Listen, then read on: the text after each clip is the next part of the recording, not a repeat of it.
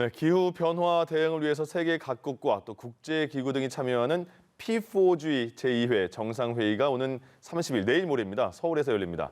2050년 탄소 중립 이행의 첫 해인 올해 우리나라가 주최하는 환경 분야 다자 정상회의라는 점에서 많은 관심을 끌고 있습니다. 관련 내용 자세하게 알아보겠습니다. 한정혜 환경부 장관과 함께하겠습니다. 어서 오십시오. 안녕하세요. 안녕하십니까? 반갑습니다. 내일 모레 30일, 31일에 우리나라에서 P4G 정상회의가 열립니다. 네, 그렇습니다. 근데 P4G라는 그 용어가 좀 생소한 분들이 많으실 것 같아요. 어떤 겁니까? P는 파트너링이고요. 그러니까 4G니까 G가 4개구나. 이거는 네. 이제 예측이 가능하시잖아요. 예. 그래서 앞에 2개의 G는 그린 그로스, 녹색 성장이고 예. 뒤에 2개의 G는 글로벌 골 2030이에요. 그러니까 네. 결국은 이게 뭐냐면 민간 협력 확대를 통해서 녹색 성장과 2030년 지속 가능 목표를 달성하자라고 하는, 그래서 그 약자로 그냥 P4G라고 하고 있습니다. 예. 네. 우리나라에서 환경 분야 다자 간 정상회의가 처음이라고 들었는데 처음입니다. 개최되는 게 어떤 의미가 있을까요? 일단은 대한민국도 기후 위기 또는 2050년 탄소 중립에 적극적인 역할을 하겠다라고 하는 의지를 표명하는 것이고, 또 네. 국제적인 책무를 다하겠다라고 하는 그런 선언을 하게 되는 자리라고 보면 될 것 같습니다. 예. 특히나 이 P4G는 되게 우리가 뭐 G7, G20 이렇게 하면 되게 선진국들의 모임 이렇게 네. 생각하시는데, P4G의 경우에는 국가가 선진국과 또 여전히 성장에 대한 욕구가 남아있는 개발도상국들이 상당 부분 또 같이 참여하고 있습니다. 예. 그래서 우리는 개발도상국의 길에서부터 지금 이제 선진국에 들어와 있는 상태 네. 아닙니까? 그래서 우리가 어떻게 보면은 브릿지 역할, 흔히 말하는 가교 역할을 통해서 예. 지금 여전히 성장의 가치가 중요시되는 개발도상국에게 성장을 하는 게 중요하지만 그 성장이 녹색 성장. 이어야지만이 사실 우리 모두가 원하는 지구를 안전하게 지키고 지구를 녹색으로 지키면서도 그 성장의 가치를 실현할 수 있을 것이다. 예. 라고 하는 그 역할까지를 부여받은 것이 바로 우리 한국의 역할이라고 보고요. 네. 이번 P4G를 그런 차원에서 보면은 개발도상국들이 특히나 우리가 이제 지난해 그리고 아직도 진행 중인 코로나19로부터의 회복. 그러나 코로나19로부터의 회복 역시도 코로나19가 왜 생겼나를 모든 분들이 고민을 하면 이게 역시 기후위기로 인한 네. 지구에 떨어진 아주 처참한 상황이다라고 하는 것들을 모두가 다 전문가들은 이미 뭐 그렇게 결론을 내린 상태이고 하기 때문에 결국은 녹색으로의 회복 자체가 지구도 구하고 또 개발도상국 또 선진국들 모두가 함께 사는 지구를 만들어가는 것이다라고 하는 거죠. 그래서 이번 P4G는 환경 뭐 국가 간의 환경 분야의 다자 회의이면서 네. 지난 4월 22일 날 바이든이 주최했던 기후 정상회의에 바로 이어서 예. 이번에는 개발도상국과 선진국들이 함께하는 그래서 아주 의미가 있는 그런 기회가 될 것이라고 봅니다. 일반적인 정상회의라고 하면 그들만의 회의, 그들만의 그렇습니다. 잔치 같은데 이번에는 모든 국가들뿐만 아니라 기업들도 참여하고 뭐 네. 시민단체도 참여하는 거죠, 다 같이. 그렇습니다. 예. 특히 이제 지금 바로 2주간, 그러니까 저희가 이제 정상회의는 30일, 31일 이틀간 진행이 되는데요. 예. 이번 주가 녹색 주간이라 그래서 예. 24일부터 29일까지는 다양한 특별 세션들이 이루어지고 있습니다. 네. 거기에는 우리나라 이제 각 부처들이 참여해서 어제의 경우에는 비즈니스 포럼이 대한상의와 기업들이 같이 함께하는 그런 세션도 열렸고요. 그래서 기업들이 생각하는 2050년 탄소 중립을 위해서 해야 되는 역할에 대해서 또 역설하시기도 하셨고요. 네. 또 녹색 주간에 바로 시작하는 24일에는 대한민국의 243개, 그러니까 17개 광역자치단체를 비롯한 예. 기초자치단체가 하나도 빠짐없이 예. 243개가 모두 다 참여해서 2050년 탄소 중립을 실현하겠다고 하는 선언을 해주셨습니다. 네. 사실 이런 것이 아직 그 어떤 나라에서도 없었습니다. 모든 지자체가 예. 참여해서 이렇게 탄소 중립 실현하겠다라고 선언하는 게 한국이 최초로 이렇게 네. 해주신 거고요. 그것은 뭐냐면 중앙정부가 할 수 있는 역할이 있고 역시 지방정부가 또 해야 되는 역할이 있기 때문에 예. 중앙정부, 지방정부 또 민관 모두가 다 하나가 되어서 탄소 중립을 향해서 가겠다라고 하는 것을 선언해 준 거라서 굉장히 의미가 있다 또 이렇게 예. 봐집니다. 지난 24일부터 이렇게 지금까지 계속 그런 세션이 진행되고 있는 상황이고요. 그러면 네. 30일과 31일에는 P4G에서 크게 어느 느낌은 오지만 구체적으로 어떤 분야를 다루는 걸까 궁금하거든요. 그리고 또 특히 환경부가 또 역점두는 분야도 있지 않을까라는 싶어요. 네, 방금 말씀드린 지자체들의 탄소 중립 실현 선언. 네. 이것이 저희 환경부가 다루는 아주 메인 그렇군요. 주제 중에 하나였었고요. 근데 그게 전 세계에서 처음이다. 처음입니다. 예. 예. 그래서 아주 이제 그 다른 나라에서도 굉장히 의미 있게 받아들여 주셨고요. 네. 또 하나 저희가 아주 중요하게 생각하는 것이 순환 경제입니다. 예. 그러니까 우리가 지금 이제 가만히 생각해 보면 전부 다들 플라스틱이 너무 많아. 플라스틱이 너무 많아. 그리고 일상생활에서 너무 쓰레기가 많이 나오는 것 같아라고 다들 걱정하시고 약간 죄를 짓는 것 같다라는 예. 생각도 해주세요. 그런데 예. 우리가 한 번 사용한 그 페트병이 그냥 쓰레기가 되어서 소각되거나 어디 매립되는 것이 아니라 페트병이 다시 순환되어서 또 페트병으로 쓰여진다면 네. 또 페트병으로 쓰여진다면 그래서 새로운 자원을 이용하는 것을 최소한으로 줄이고 한 번 시장에 나온 자원은 최대한으로 극대화시켜서 계속 사용될 수 있도록 하는 예. 이런 순환 경제를 지속 가능한 결국 사회를 만드는데 아주 중요한 부분이라고 생각하고요. 저희 환경부가 이번에 그래서 역점을 두고 순환 경제 세션을 특별 세션을 5월 31일 날 예. 주최를 하게 됩니다. 네. 그리고 환경부는 올해 K 순환 경제 로드맵을 만들어서 국회에도 보고를 드리고 네. 정부 간에도 각 부처별로 역할들을 맡아서 앞으로는 지속 가능한 대한민국 지속 가능한 지구를 위해서 순환 경제를 좀 더 확대하고 하는 방식으로 해나갈 예정입니다. 그래서 그런지 문재인 대통령도 그 플라스틱으로 만든 넥타이를 맨 그런 예, 게 기억이 나네요. 그렇습니다. 예. 저희가 그러면 그렇게 그 각 세션마다 인터넷으로 일반 국민들이 볼 수가 있나요? 실시간으로? 볼 수 있습니다. 실시간으로 보실 수가 있는데 이게 대개 이제 시작하는 시간이 오후 한 8시쯤이에요. 네.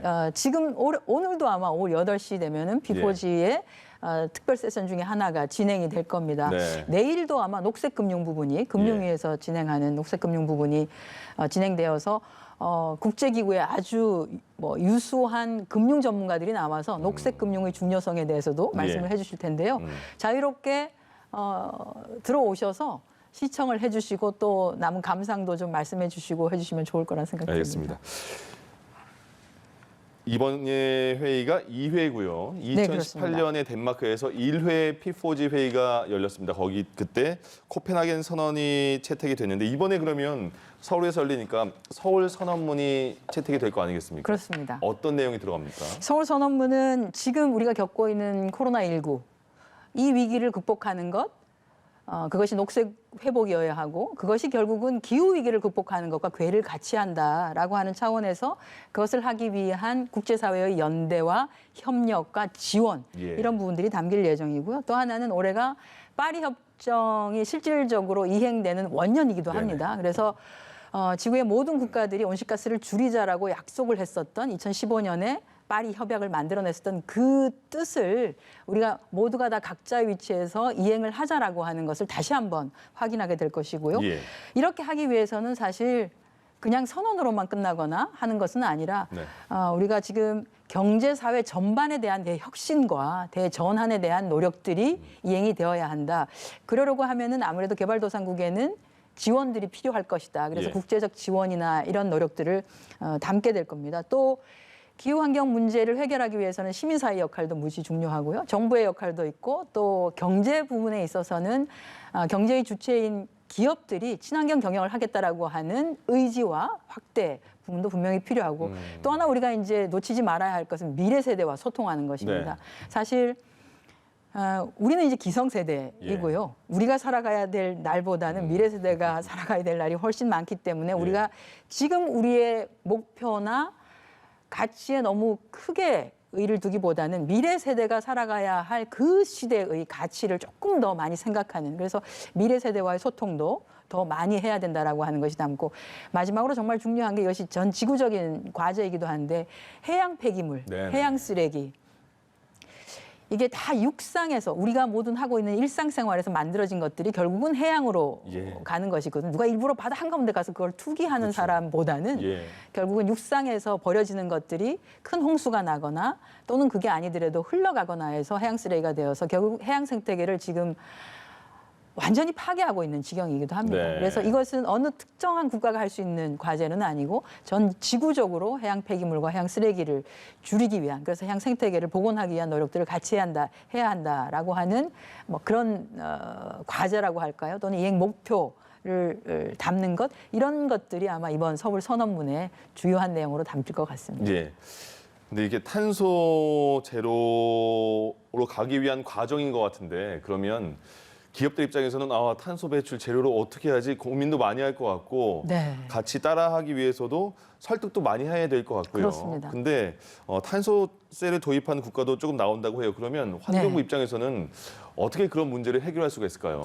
지금 이제 탄소에 대한 가격제를 실시하는 방식이 두 가지 정도가 있는데요. 네. 하나는 탄소세라고 하는 새로운 예. 세제를 도입하는 방식과 또 하나는 배출권 거래제라고 하는 것을 해서 우리나라의 경우에는 일종의 탄소 가격제로 배출권 거래제를 2015년부터 실시하고 있습니다. 네. 그러니까 온실가스를 아주 많이 배출하는 그런 기업들을 대상으로 기업들이 온실가스를 좀 감축하려고 하는 의지나 이런 목표를 주기 위해서 배출권 거래제를 시행하고 있기 때문에 근데 이제 탄소세와 관련된 국민들의 관심도 높아지고 있는 것으로 알고 있어요. 그래서 지금 정부는 탄소세와 관련한 연구 영역을 진행 중이기도 합니다. 예. 그래서 아마 이것은 기존의 배출권 거래제를 실시하고 있는 것과의 중복 문제 부분들도 있고 해서 네. 그것들을 어떻게 해결할 것인지 또는 이제 기존의 에너지세와의 관계는 어떻게 설정할 것인지 또 하나는 국민들이 이런 것들을 받아들일 이제 어느 정도 수용성과 관련한 부분들 이런 것들이 모두가 다 검토가 되어서 아마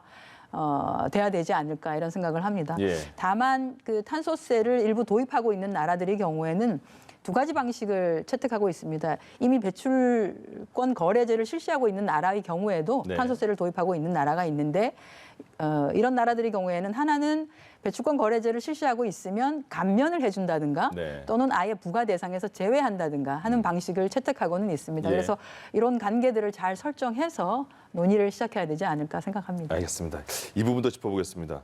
평소에는 잘 생각 못했는데 수도권에 쓰레기를 이제 매립할 때가 거의 없나 봐요. 그래서 매립지를 찾고 응모를 지금 받고 있는데 지금 잘 돼가고 있습니까? 저희가 지금 2차 공모를 시행을 하고 있는데요. 예. 아직까지는 들어온 그 지자체는 없는 것으로 알고 있습니다. 예. 그런데 저희가 1차 공모를 할 때 문의를 한 지자체는 좀 있어요. 있었던 예. 것으로 알고 있고요. 그런데 이제 1차에 비해서 2차 때는 면적 부지를 한 40% 줄이는 대신에 네.